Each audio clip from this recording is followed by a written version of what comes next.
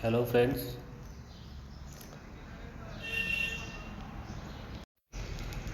we have finished the poem The World is Mine, and today we are going to discuss on its English workshop. World is mine ही कविता आपण संपवलेली आहे आणि या कवितेवरती विचारले गेलेले प्रश्न याच्यावरती आपण आज या व्हिडिओमध्ये चर्चा करणार आहोत. बघा, question number first, complete the following after reading the poem.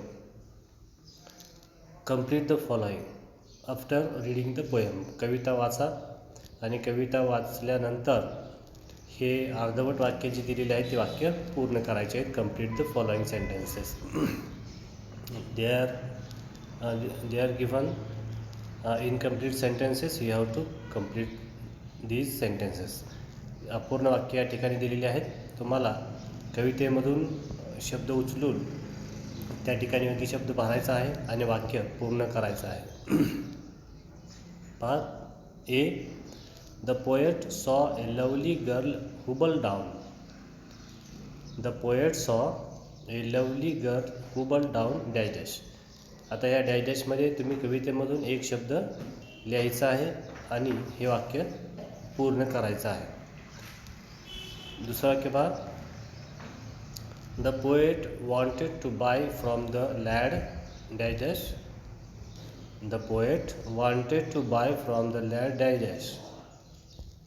Next one, आता लॅडनंतर तुम्ही एक शब्द त्या ठिकाणी ठेवायचा आहे आणि हे वाक्य पूर्ण होईल. पूर्ण झालेलं वाक्य तुम्ही लिहायचं आहे.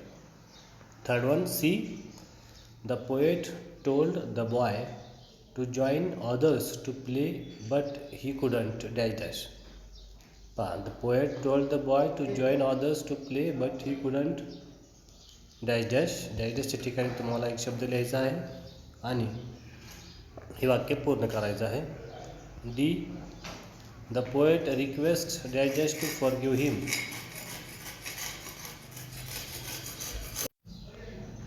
Fourth one, D, the poet request dash dash to forgive him.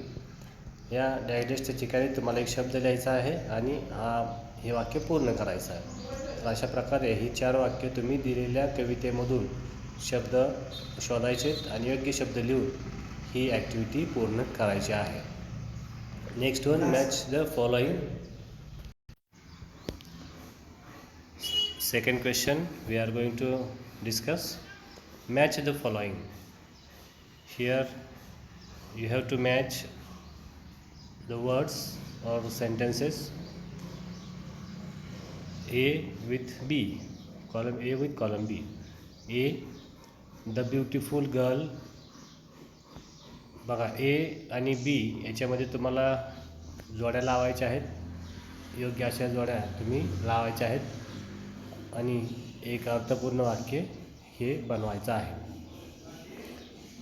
A, the beautiful girl dash dash. B, the lad who was selling sweets. C, the child watching others play dash dash.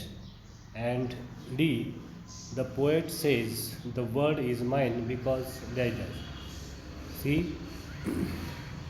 B, first, he can experience the beauty and gifts of his life. He can experience the beauty and gifts of his life. हे कुठं बसते पहा. Second, was hearing impaired. बघा, हे वाक्य कुठं बसते. Was hearing impaired. Third one, was very thankful to the speaker in the poem. Was very thankful to the speaker in the poem. And fourth one, had a handicap in her legs. पहा, जसं एक तुम्हाला उदाहरण म्हणून सांगतो पूर्ण करून, की पहिलं जे आहे ए, द ब्युटिफुल गर्ल, याला आपण पुढील वाक्य जर जोडलं तर हे अर्थपूर्ण वाक्य बनतं. हा पुढील वाक्याचा भाग बघा, had a handicap in her legs. The beautiful girl, एक ती सुंदर मुलगी जी आहे ही कशी होती, आपल्या पायामध्ये अपंग होती. Had a handicap in her legs. अशा प्रकारे हे वाक्य आपण पूर्ण केलं जोड्या लावून. हे वाक्य कसं झालं पहा, the beautiful girl had a handicap in her legs.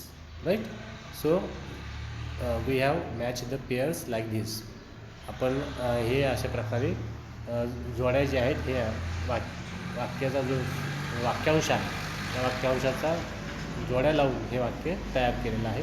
हे वाक्य असं अशा पद्धतीने पूर्ण झालेलं आहे. तशीच राहिलेली 3 वाक्य तुम्ही अर्थपूर्ण वाक्याची पूर्ण करायची आहेत. त्यानंतर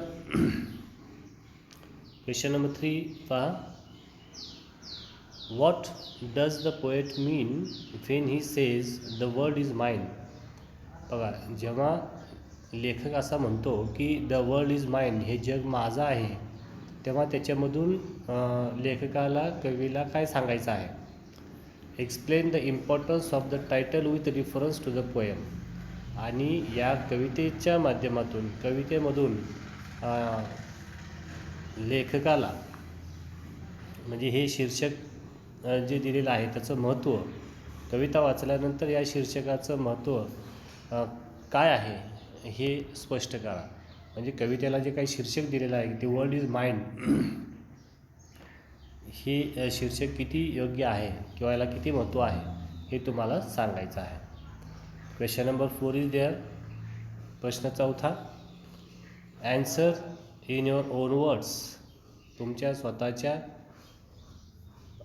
शब्दामध्ये उत्तर द्यायचं आहे, स्वतःच्या वाक्यामध्ये उत्तर द्यायचे, स्वतःच्या भाषेमध्ये उत्तर द्यायचे.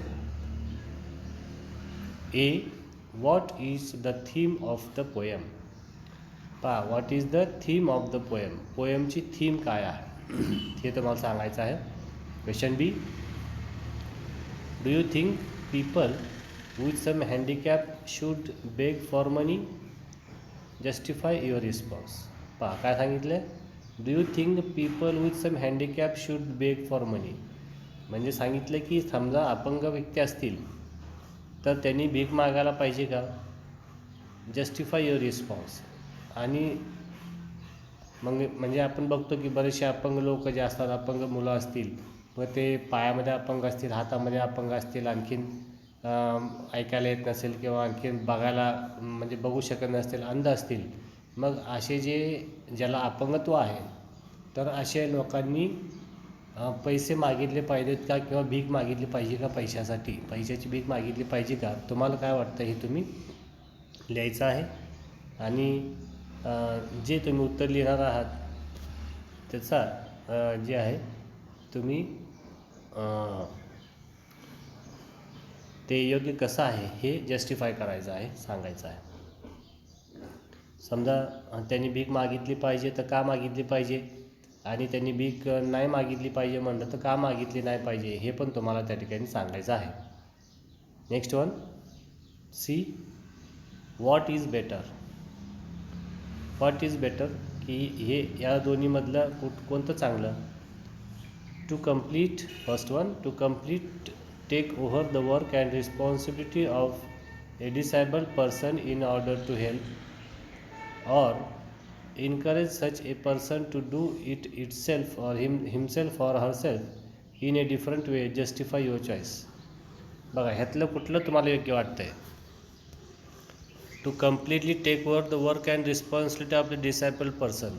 म्हणजे एखादा अपंग व्यक्ती असेल तर त्याची संपूर्ण जबाबदारी आपण घ्यायची आणि त्याची सगळी कामं आपण करायची. हे योग्य आहे, हे चांगलं आहे का. Encourage such a person to do it himself or herself. का त्यांना प्रेरणा द्यायची, त्याची कामं किंवा तिची कामं स्वतः ती करण्यासाठी त्याला प्रेरणा द्यायची. डिफरंट वे म्हणजे वेगवेगळ्या पद्धतीनं त्यासाठी प्रेरणा देणं चांगलं का त्यांची पूर्ण काम करणं आणि त्यांची पूर्ण जबाबदारी आपण स्वीकारणं चांगलं. Justify your choice. म्हणजे ह्या दोन्हीतलं तुम्हाला जे चांगलं वाटतं, जे अधिक चांगलं वाटतं ते तुम्ही लिहायचं आहे. तर हे 4 ॲक्टिव्हिटीज आपण या ठिकाणी बघितल्या. Question number 1. Complete the following. त्यानंतर second, match the following. Third one, what does the poet mean when he say the world is mine. Explain. And the fourth one is answer in your own words. तुमच्या स्वतःच्या शब्दामध्ये उत्तर लिहा.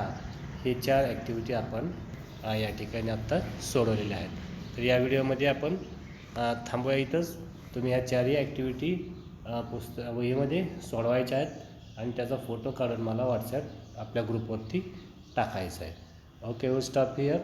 Thank you.